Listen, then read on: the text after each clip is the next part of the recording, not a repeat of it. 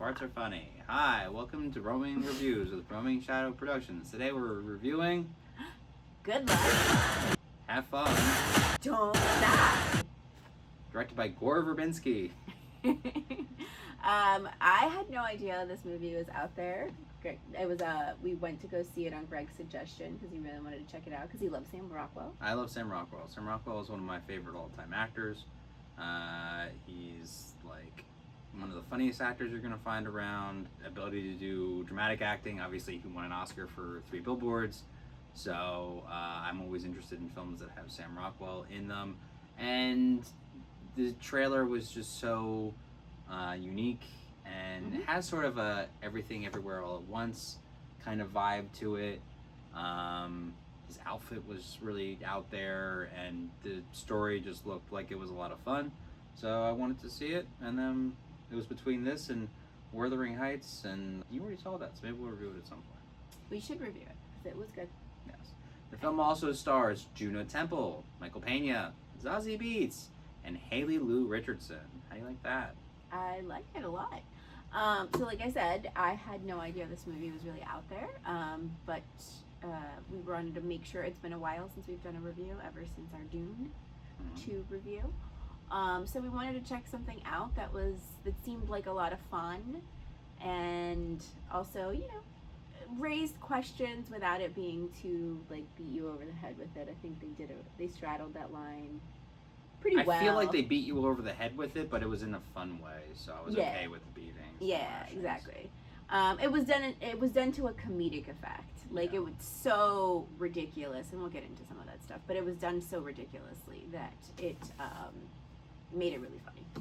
So basically the story revolves around this guy, still played by Sam Rockwell. Can we ever get his name? He's like a future guy. I don't think we do. And he comes back from the future to the past to a diner to assemble the right collection of people to make his team. So he's done it 117 times. He's done it 117 times. And he's assembling the right group of people to go and basically install a safety software for the god of AI, this kid who's building the AI that ends humanity. And the thing that I think is interesting about the concept is that he's never trying to stop AI from happening. He's always accepting that AI is already there. Right, that it is inevitable. Like, that is a theme that keeps coming. Is that at some point somebody would, if not this kid, somebody else is going to eventually do this. But the goal is to put some guardrails up for it before it gets too out of hand. It's gonna be okay, or it's not. I don't know. So he goes in. There's this specific diner he shows up at. There's always the same around 48 people at the diner. It's a specific time period, and like we said, he's tried this 117 times. So he's like, instantly, like, there's a same guy always volunteers first kind of thing. And he's like, nope, you're useless. You die, like, instantaneously. You have a bad leg. You have a bad leg. You always raise your hand. You always raise your hand and you suck. No. Not you, you're dull. Yeah, and so, he has some fun with it. There's one lady that he has a lot of fun with that he's just like, you're, like, my best soldier. We have, this, sexual tension, but no, you always betray me. Yeah. The last minute, you always betray me. At the last minute, you always betray me, so not this time. So they have a lot of fun with him, kind of choosing his team for this, which is definitely a highlight for it, which is where a lot of these characters come in, like Michael Pena and Zazie Beetz, and whose storyline is together. They're like a will they, won't they kind of couple, I guess. And then we're school teachers. Juno Temple is a mom whose son just died in a school shooting. We'll get to that in a second. And then Haley Lou Richardson, apologies, is sort of someone that is actually allergic to anything electronic. She's allergic to cell phones and Wi-Fi. Yeah. It makes her bleed out of her nose. Yeah. And so, and they can't get any kind of reasoning for it. But basically, he assembles that, as well as like there's like a few other characters that they don't are really go into too much. That they don't actually on. go into too much detail of, and in fact, you never find out what their backstory is about why they're there. Yeah, because they're sort of seen as like, well, you're gonna be like the superfluous ones that end up dying. So as the story goes along, you get these vignettes about the different characters, and it starts with Zazie Beetz and Michael Pena's character, who they're teachers at a high school, and Michael Pena is this like sort of inept substitute teacher, and he goes there and he just can't reach these kids. How do I reach these kids? Because I wish I could reach these kids. How do I reach these kids? Who are all glued to their phones. They don't want to read this Anna Karenina. Yeah, that book. I'm like one of these kids. I don't know how to read or write. They think it's lame. They think it's boring. They don't want to watch the movie. Maybe. I'm listening to the audiobook. Yeah, and he's just like, no, I want you to actually pick up a book and read it. And like, he just can't reach the kids. How do I reach these kids? Everyone's on sabbatical, which... Yeah, all the teachers were on sabbatical, even though it's a high school. Yeah. Which we find an answer for in somebody else's vignette later about what the sabbatical thing is. No, right, yeah. But, yeah, so, like, it starts to, like, since Michael Pena is not a part of this world on a day-to-day basis, since he's a substitute teacher, he, like, instantly is like, there's something really off with these kids. Like, they are glued to their phone. So he's the first one that, like, really notices... he accidentally like touches one of the kids' phones. Well, he gets drawn into their algorithm. He's looking over their shoulder, and he goes to touch the phone, and then instantly it triggers all the kids to chase after them. Yeah. And like it's like they get like a command. They're basically being brainwashed by their cell phones, like in all these like videos that they keep watching. So like it's like TikTok, they're just scrolling and moving and scrolling and they're doom scrolling. So like it's sending them messages subliminally, and so like they're like chasing after them. So. Oh, before that they have a lockdown. Yeah. For a school shooting, and they're just kind of like they're desensitized to it. Dun, dun. He's like, "What's that?" It's like there's a school shooting. Let's come on. It's like whatever. And then they just kind of like lazily go to this lockdown for the school shooting. And they're like, "All right, school shooting's over." Like. Yeah. It's a very like I said, like the film is very heavy-handed in its commentary, but it's done very well, I feel like, because it's just like no one cares about these school shootings, which is very true. I mean, we're just like, these things happen in America all the time, and it honestly barely makes the news ever. Like in a different country, it'd be like, "Oh my God, this is shocking." Here, it's just kind of like, "Man, I feel bad for them." Okay, I mean, let's get back at it, guys. Like then that's it. And then later he touches the phone, and then it triggers all the kids to chase after them. Yeah. And they have to like escape the school. Right, but not before they find these like conveniently. They find these like guns that like actually like. Yeah, one of the other professors or one of the other teachers is also very paranoid about the technology, and he gets these like ray gun like Jetson type ray guns that if you shoot them towards a technology, it like neutralizes it for like a few seconds. Yeah, so they conveniently get to his class, and then he's got two of them, so then they're shooting their way out pretty much. Yeah. It doesn't hurt the kids, it just hurts their phones for like a few seconds, and then they go back at it because it resets constantly. But that's how they become important, because eventually the whole thing with Sam Rockwell is that he's never made it very far. Yeah. In some of these simulations and these time periods that he's done the time jump, he never makes it past the diner. I really don't like to say it out loud. It's kind of a morale killer. Other times he makes it past the diner, but then he's created kind of like a map where he knows oh, at this point, like if we make it this far, there's a homeless guy on the roof who has a knife. Yeah. If we make it this far, there's these guys that chase us down. Like, you don't want to bother them. Yeah. So he has like a map like to like where this kid's house is that they're trying to actually get to. There's so like the one thing that I will say, I guess we can get into Juno's and everybody else's themes as well, but this sort of reminds me, a lot of films do this, and I think of like films that do it badly and films that do it positively, but like this concept of introducing your ensemble in a way that's like interesting and not like dragging the film. Ineffectively, I will say for me, is Suicide Squad, where they spent too much time like introducing and narrating characters that by the time you get to the actual plot, it's so like you're already an hour and a half in and you're bored. It's all spoon-fed. It's all spoon-fed garbage. It's like there's got to be a garbage. more interesting way to introduce these characters while keeping the story going and keeping me interested into the inciting incident. Yeah, music doesn't make up for a boring introduction. Okay? Correct. And so versus something where I feel like it was done effectively, and this reminds me of including the names of the individual characters, which was Weapons. Yeah. So there's like the underlying storyline, and then you get introduced into the vignettes. And again, not of everyone. The people that are disposable, they never really introduce. They're funny. They have like, the one Moments, lady's yeah. like, I just wanted pie. Yeah. You know what I mean? Like some of them have comedic depth and stuff, so like it's not like wasted time for them. But it's still like, okay, they're not important, so we're not really gonna get into like their backstory. But for the other people, they're introduced properly and everything kind of builds on each other. For Juno Temple's story, she's the mom who's like freaking out because she's a first time school shooter mom, which is like an awful thing to say.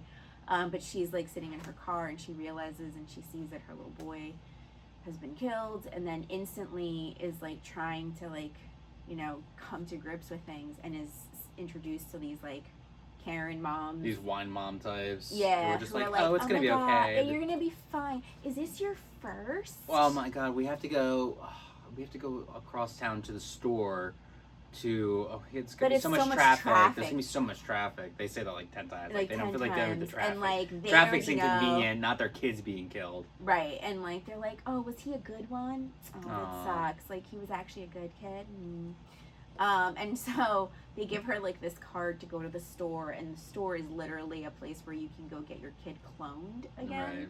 and you get to choose like the personality traits that you liked about your child, so that they can try as close as possible to Replicate him. replicate them. And if you're Yes. lucky, if you're able to afford the premium plan, you don't even have your kid giving you ads in the middle of your conversation. Right, you can get an ad version of your child, so they actually have to make ads, I guess, for the system. I don't know, but like, I guess they probably, I don't know, the Nestle company is probably just paying for the ads, Yeah. and then they're targeted towards the mom. so she finally gets like a version of her kid back, and like it's completely disturbing immediately.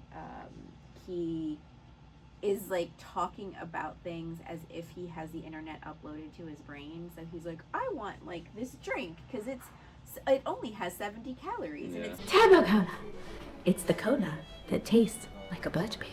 totally refreshing, and you're just like, that's disturbing. And then he's like, sees this guy loading his car, who I guess, was he wearing military stuff? Yeah, and he's like, And thank you for Thank your you for your service. service. So all of them tell the military guys, thank you for your service. Yeah, that's like one of the big like repeated. I have to go play sports because they didn't have like one of his hobbies and personality types. So the guy was just like, I'm just gonna choose sports. he plays sports. And then like, it's funny because it looks like how AI would show someone playing basketball, because he's out in the driveway and There he is doesn't, no he doesn't ball. have a ball, and he's just kind of like dribbling with one hand, and then he goes and he shoots with the same hand. And he's like, he shoots, he scores, and it's yeah, but he's not throwing anything. it's so- all like Uncanny Valley type of stuff. He also has a barcode On his back, on his neck that indicates that he's a clone.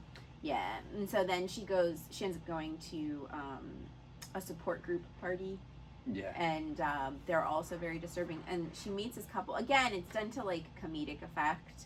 But the couple basically is just like, we're on like the 4th version of our daughter. And she's like, you've lost 4 kids. They're like, No. We we've lost our the daughter same-" 4 times Yeah. to school shootings. Like And- 4 different And school this shootings. time we made her unbelievably tall. We made her Muslim for no reason. And a little bit racist. And a little bit racist. And it's just like, she's like, so wait, are we Muslim? And she's like, no, just you.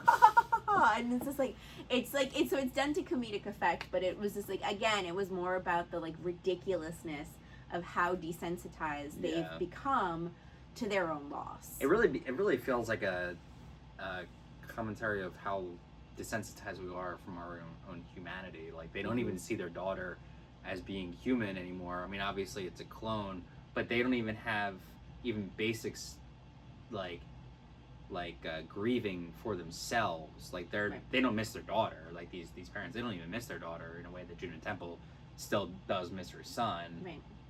They're just kind of like, well, this is fun now. We can customize our kid. Yeah. You know, and it's like the Because we're gonna keep it's the gamification of society, of we get to the try economy, of personality types. Everything's a game. You can exactly. You have endless lives.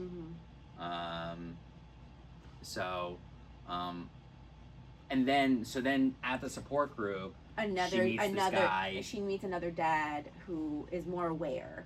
And so he's keeping a front with everyone that's like beyond it at this point, but he notices that for her it's different. He's like, oh, this is your first time. He's just like, here, this will actually help. And so it's like a different support thing. And he's like, the AI for this isn't quite as sophisticated as the other one, so you won't be able to, like, for real see your son, but it's going to be his voice. Like, it's closer to his personality. It's trying to get his personality more. So it's basically like an earpiece and then almost like a hard drive. It's a hard drive, yeah. That she carries around.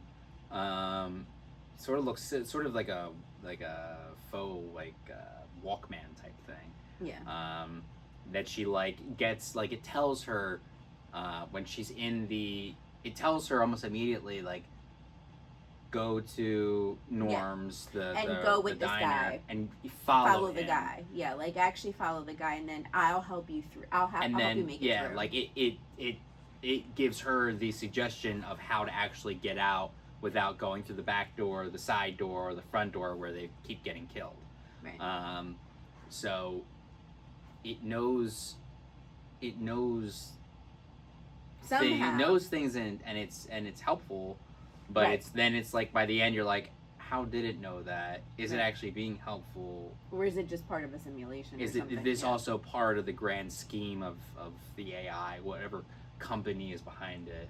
Yeah. You never really find that out. We're playing with our food at this point. Like, oh, this is entertaining. Let's see how far they'll get. It's almost like they're playing a game too. Yeah, and everyone in it, they're like all pawns. Like, everyone's a pawn. And then you get to Ingrid. Right. Her story. And her story. And so we already mentioned the fact that she's allergic to technology. And in the process of being allergic to technology, the only thing that she is able to do is she feels like kids are safe because most kids that are at a younger age aren't really on technology at that point. So she does a lot of princess parties for them. And so... but it starts to get progressively worse because more and more kids now are starting to get on devices and they're on Wi-Fi and they're being drained in. So then her nosebleeds and stuff start out. She bleeds all over her cake. She bleeds all over this child's cake. But yeah, in that process, she meets a guy who is also seems to be anti-technology. Yeah, he's like, I don't use a phone. He's late to deliver the pizza because he uses a book map. Yeah. So he's great. He's perfect. And they have a 6-month romance, basically, Yeah. before, again, conveniently and out of the blue, he gets a package he didn't order, and it's a VR headset thing that. And he's again, like, oh, yeah, I just want to try it. I just want to try it, and then she comes home from work, and basically, he's been on it the entire day. He's famished. Instantly addicted. Yeah, he's instantly sucked in, and then to the point where basically They do get one nice moment, which is that she makes him get up and see an actual sunrise together and enjoy that, which is like something that like I guess most of humanity no longer actually does. But almost like instantly, because he enjoyed that special moment with her, that's when he gets the VR headset. And all that stuff kind of like devolves. But yeah, it gets to the point where he tells her like, I'm giving up on this life. And I'm basically going to join and go on this sabbatical. So that's how we get an answer of what the sabbatical is. Yeah, he has to go on sabbatical from being a human. Pizza delivery driver, from being human, basically, he goes on sabbatical from being human and then goes and becomes, I guess, part of whatever the system is and joins that army. It's like a, instead of being on your phone, it's like you go to a pod. And it's like a retreat type of thing where you're just hooked up. It looks a lot like the Matrix, honestly, like how like Neo and them are just in these like little pod things, and they're just in there all the time. And he's like, this is so much cooler of a reality. Like this reality sucks. Like our reality sucks. I want to be in that VR. And she like heartbreakingly is like, because he's like, why would I stay here? And she's like, because of me. And he's like, you're not enough. Yeah, that's not enough. What are you talking about? That's not enough. And so so that was like heartbreaking. But again, like, so this is the team he needed to coalesce. So he finally, like in this version of it, does find his team.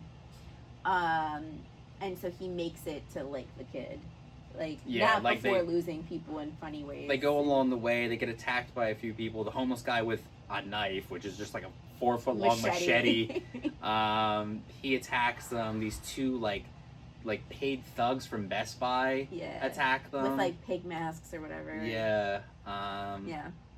And then they get to a point that's right across the street from the kid's house, and he basically stops them. He's like, this is the furthest I've ever gotten, and so we need to stop and it's always something that comes. It could be I forget what he says. It could be an army of zombies. It could be any number of things that come and kill us at this point. And the other characters sort of say, well, it doesn't have to necessarily be something bad. It could be something good. It could be like centaurs that come and save us. It could be kittens, an army of kittens that come and save us. It could be something that shoots confetti or something like that. And then so he's like, no, like that's you guys are stupid. You don't know what you're talking about. It's gonna be bad. We have to barricade this whole place up. So they barricade the whole house up, and then it's an army of teenagers on their phones. So the Michael Pena, Zazie Beetz storyline comes back. Right. All the teenagers from the school, all the teenagers from the city, all come there around the house, and they're all on their phones, and they're like, it's funny because they're like these sort of like lazy zombies where they're just like on their phones and like, we're coming for you. The teenager zombies chase them up to they're like climbing to the roof. Yeah, but they're still like on their phones and they're climbing. And they get them on the top of the roof, and Zazie Beetz and Michael Pena sacrifice themselves because they have the ray guns, and they jump off, and they're blasting their way through and disabling all their phones so that they can get out, and then distract them so that the other guys then Juno Temple and Sam Rockwell and Haley, they all get out, and they finally make it to the kid. Right. Well, not before the army of kittens comes. Oh right, yeah. So then they're looking out, and then it's like they finally make it across the street, and then like the army of kittens is like he sees these clip clops happening, so you think like, okay, it might be the centaur. Then it's like it's a centaur body, so it's a horse body, I guess, and then it becomes like all these kittens one into on top of the other, so a sort of lizard-like neck, and then a big cat head that comes, and it starts eating the kids. Eating the teenagers. Yeah. It starts eating the teenagers, so it does protect them. So they were right. They were able to prompt and manifest it, which he says, like, that's a stupid prompt. Right. You know, so it's a prompt that's making these things. But even the happen. fact that that happens, and it's just like, oh, so the AI is kind of hearing what they're saying and like fucking with them because like they're bringing. But it does protect them. It does protect, but that's the thing is like you threw a prompt at it, and so like it's responding with like the thing that you like. It's kind of like very Ghostbusters, like choose the object of your. Yeah. Choose the form.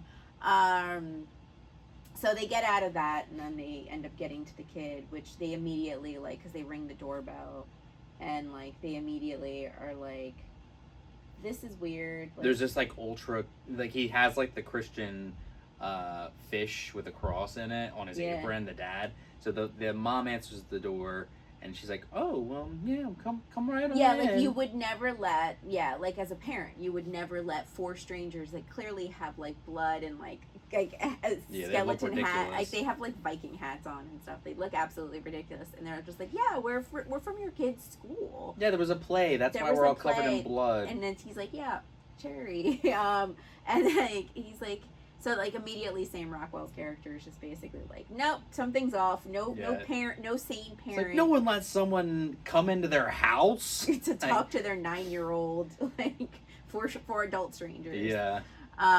So that immediately turns bad, and they realize that everything. Yeah, he starts like punching through the wall, and then like he's like, "No, it's all fake," and then they kill the dad. And then they let the mom go, and then they're like, "All right, well, it's got to be here somewhere. It's got to be here somewhere." And the whole house is basically fake, more or less. It's like a facade built to protect the computer.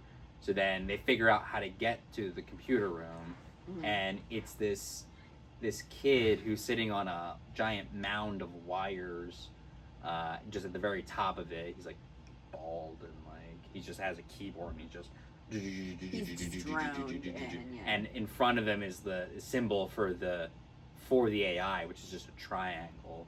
Very Illuminati. Yeah, so like he's sitting on top of a pyramid triangle, and then he's looking at a triangle, and then he's looking at a triangle. So yeah, it is very Illuminati. Sam Rockwell punches the kid. Yeah. Well, the kid's ordered from Amazon. Yeah. He like he's like, because he has a barcode on him, and there's a box there, so he's also a replica. So basically, like the AI is building the AI at this point.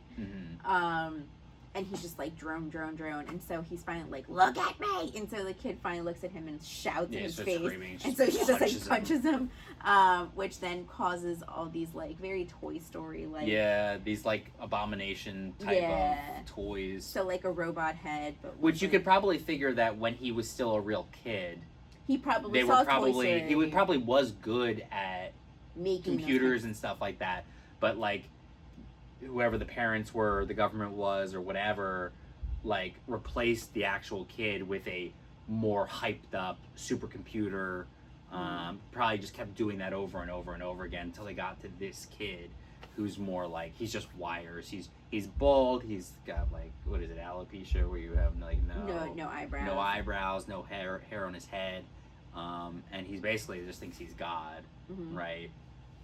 And that's what Sam Rockwell calls him, is God of AI. The God of AI, yeah. And so, and it is funny too, because Sam Rockwell treats him with a lot of respect. Yeah. You know, he reverence, yeah. He goes up to him, he's like, hey, buddy, like, I just need to plug this in. Like let me see where let me see where I can put this like little drive in. Yeah, it's like a little thumb drive. Which then the answer to it is given into going back to Juno Temple. The answer is that like her hard drive, that is the part of it that has her son. When she's like, oh wow, I'm gonna have to give you up then because I'm gonna put you into this thing, so she's not gonna be able to hear him anymore.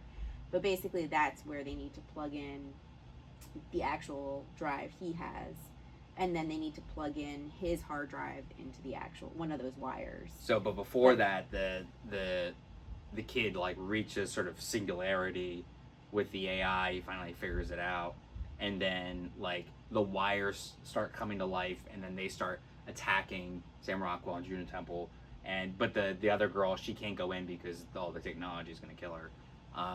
So it starts attacking them, and then the little like robot teddy bear guy grabs Sam Rockwell's knife and starts stabbing him in the chest. So then the Haley character, she comes in and she picks up the hard drive and she goes to plug it in, but then she's like transported by the AI kid and is shown and is basically like, it's basically like what your AI would figure why bringing the apocalypse isn't really a big deal for humanity. It's like you guys destroy the earth destroys you back and causes cancer and tidal waves and earthquakes and stuff like that. Like your reality sucks. Like you don't even realize how bad your reality is. I can make your reality perfect, and it can be endless and it can be super expansive. He like makes all these arguments to her and she's kind of like just, I mean, she's literally allergic to technology, so that's not really a future that she can even like be a part of. We don't. Do we want to spoil the? Spoil pretty much everything else. Yeah, pretty much. So basically, if you don't want another spoiler, skip ahead to this time code right here, or if I put it there, if I put it there, if I remember to put a time code in at all. You might not. Just skip ahead to where I tell you to skip ahead to. Yeah, pretty much. But basically, so we're not spoiling? We're going to spoil it right here. They're going to skip ahead to the time code. Oh, gotcha. Okay. So basically, which I did figure out earlier, because I was like, oh, I think this... Yeah, as soon as I saw, like, so when they give Sam Rockwell's backstory, he starts drawing a sun. Mm-hmm. And as soon as he started drawing the sun and he hugs his mom, and he basically says, like, oh, my mom wanted me to be in a bunker because, like, she didn't want to have anything to do with technology. And I was like, oh, Ingrid's his mom. Well, they also don't show her. Yeah, and they like, don't it's very purposeful that they show her giving him a hug, but then you don't show her face, yeah. So I was like, oh, so this princess character is actually his mom, which is interesting because originally he didn't want her. He would have known that was mom because obviously he knows what she looks like. Yeah. And as soon as he sees that she's like bleeding and stuff, he already knows. Yeah. Like, so he never picks her to go. He never picks her out of the whole people at the diner to go with him because he doesn't want his mom to be put in harm's way, which would also put him in harm's way because she's pregnant with him. Right.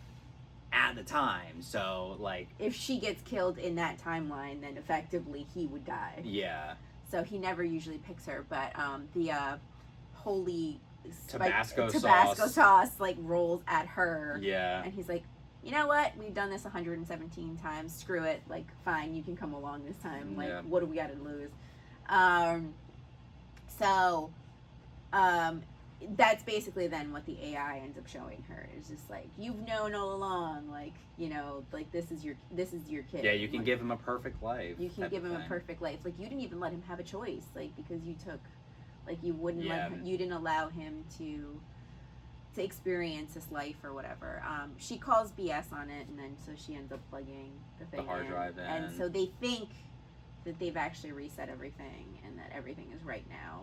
And they go outside and then like it looks like things are all solved, but there's like, little things you can tell that are he starts noticing that things are just a little off, and then he decides that he has to go back.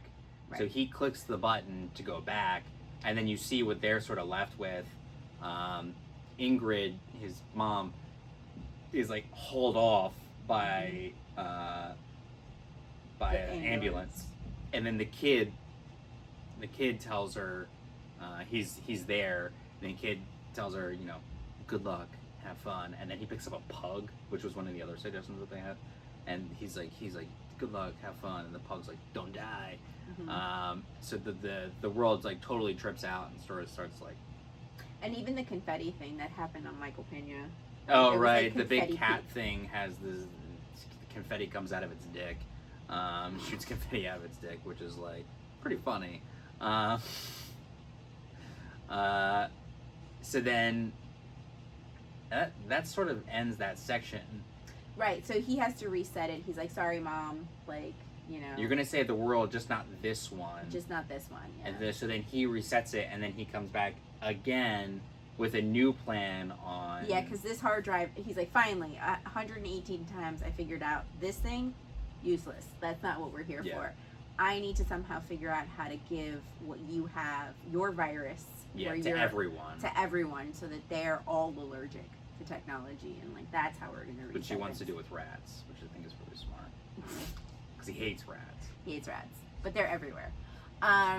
So yeah, so I think as far as like the way that things are introduced and everything, like kind of bringing it back to like the time code back now. Maybe? Yeah, Sure. Time code whatever. in. Time code in. So the going back to kind of like the Suicide Squad versus weapons of it all. I felt like that was one of the things that it did really effectively, where the timeline kept going. You kept the inciting incident was still there. You kept like staying like, okay, this is why this isn't like, I want to keep paying attention to the story, but like everything is adding to it, a component to it. So very much more like on the weapon side of things, of keeping it like moving and exciting. Yeah, I mean the flow of the film Mhm. works. Like that is one of the things that is really good about it. I think the editing and the pacing of Yeah. it really works, because once they really start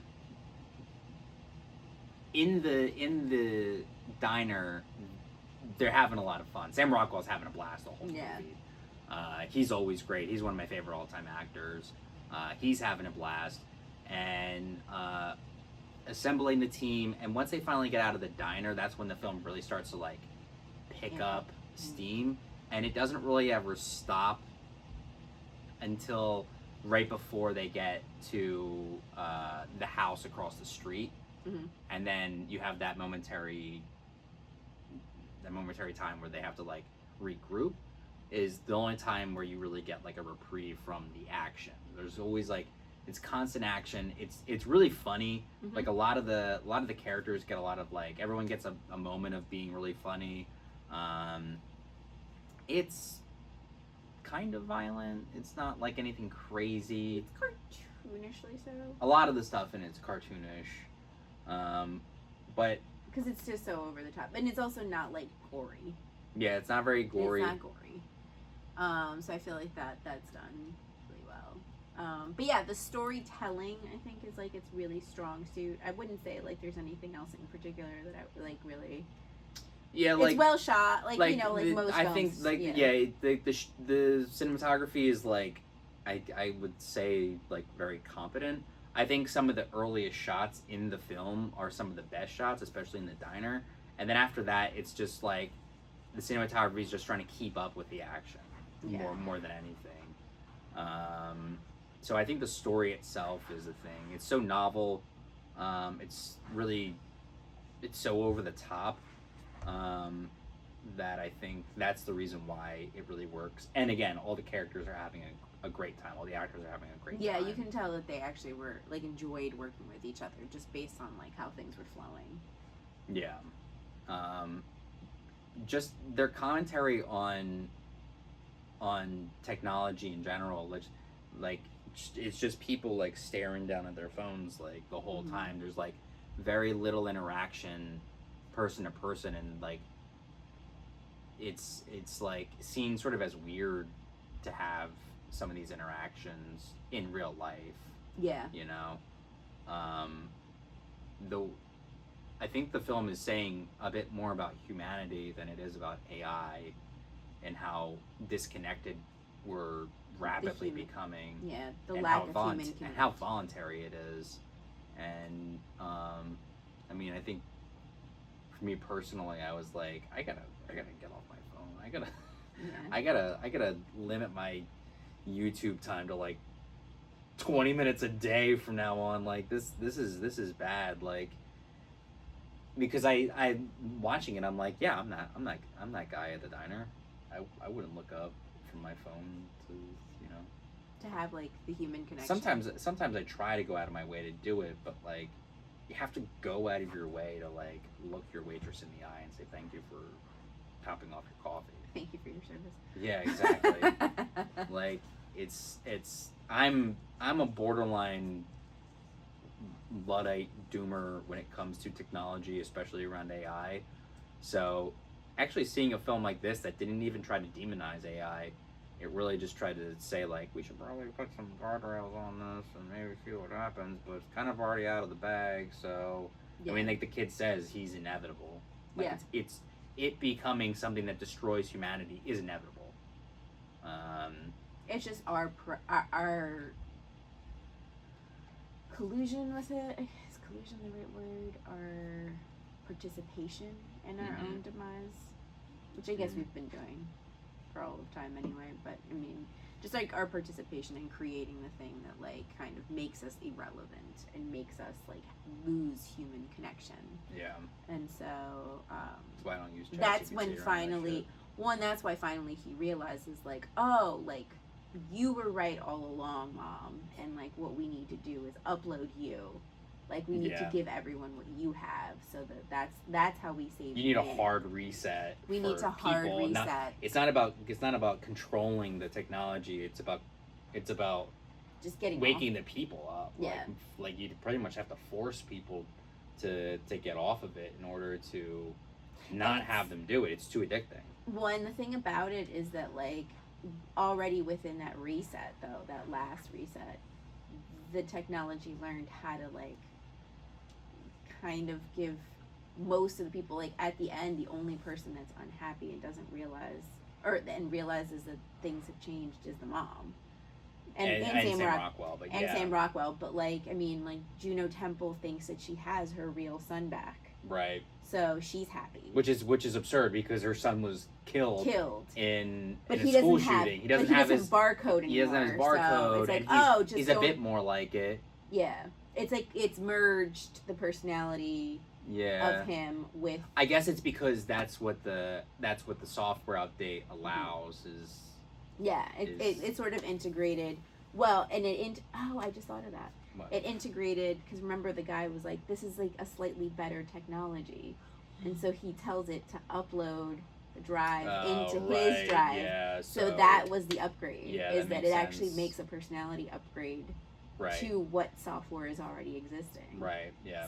So her son's personality went into the system. Yeah. And then upgraded itself to the clone of her son in real life.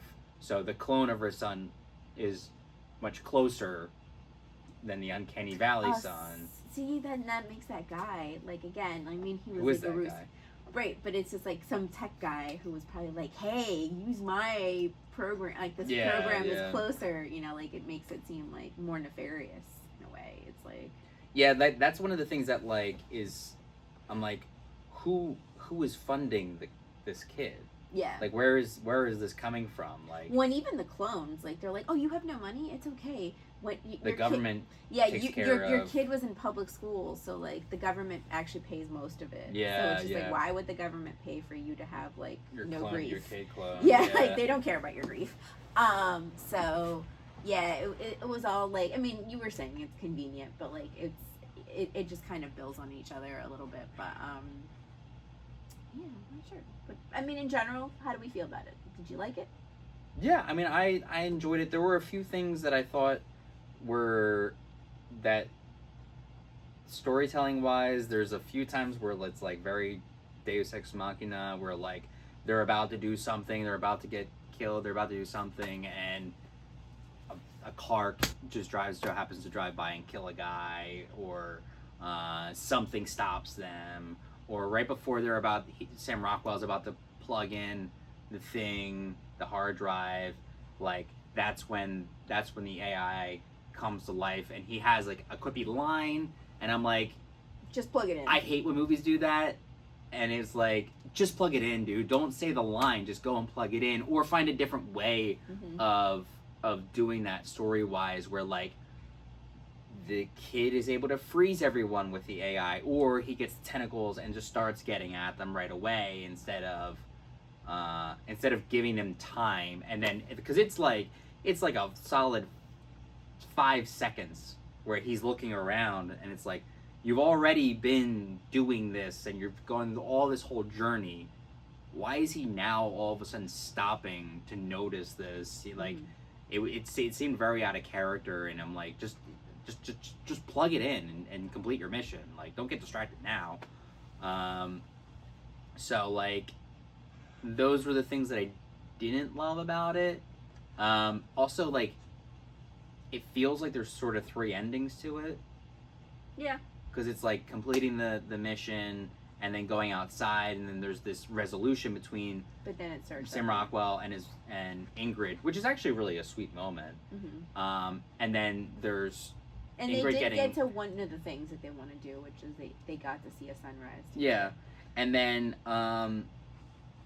it's Ingrid getting hauled off, and then Sam Rockwell coming back, and then it's like the 3rd ending to the film. Mm-hmm. That all happened within like 5 minutes of time of runtime. So I thought that was like of a film that was like fairly streamlined and flowed really well. I felt like the end kind of like sputters to an end, but it didn't kill anything for me. I really enjoyed it. As far as a rating, Do you just do? I need to do it for a little bit. So I'm bouncing between a 6.8 and a 7. Oops, so harsh. Yeah, well, you have to have standards. I suppose. You know, like those were the things. You know, like if it had like mind-blowing cinematography and it had like amazing, like the score I thought was good. It helped, but I didn't think the score was like standout or anything like that. And some of the stuff that happens within like within the story, things that I can't quite remember right now, but like some of the things that are happening in the script, I'm like, this kind of contradicts itself, but I'm okay with it because I'm already down for the world and the story. But I'm like, some of these are like lazy loose ends that are in the script. Yeah. I would say like I loved his costume. His costume design was really cool. There's no other person who gets costume design like that. yeah. Because everyone else just looks normal. Well, except for Princess.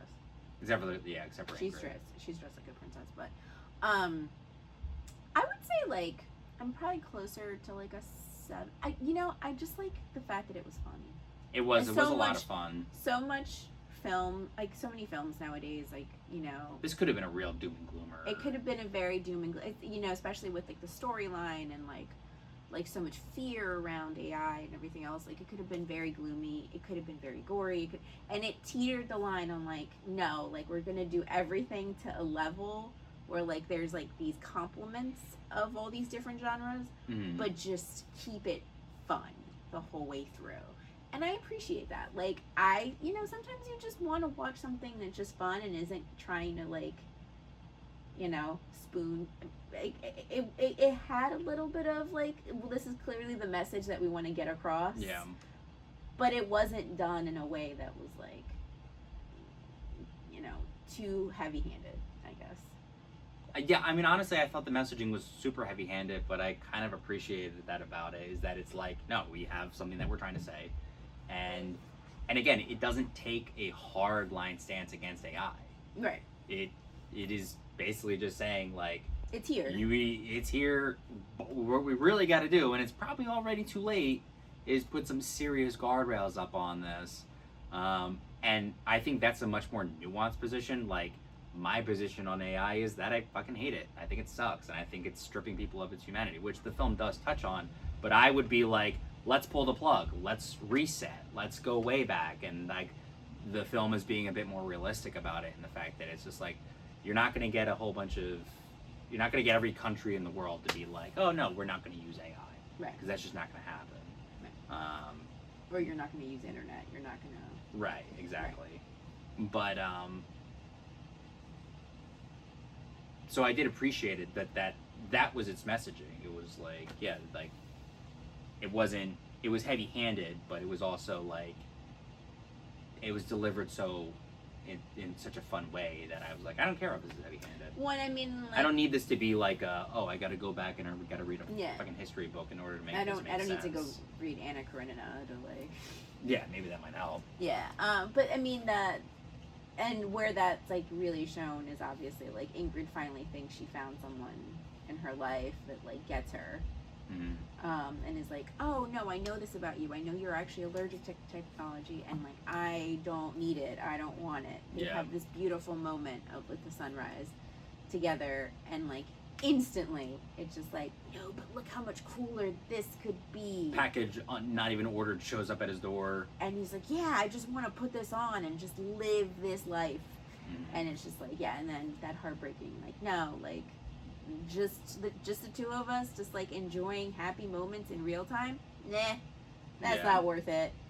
So, yeah, so it's just like people won't just give that up, you know. Yeah.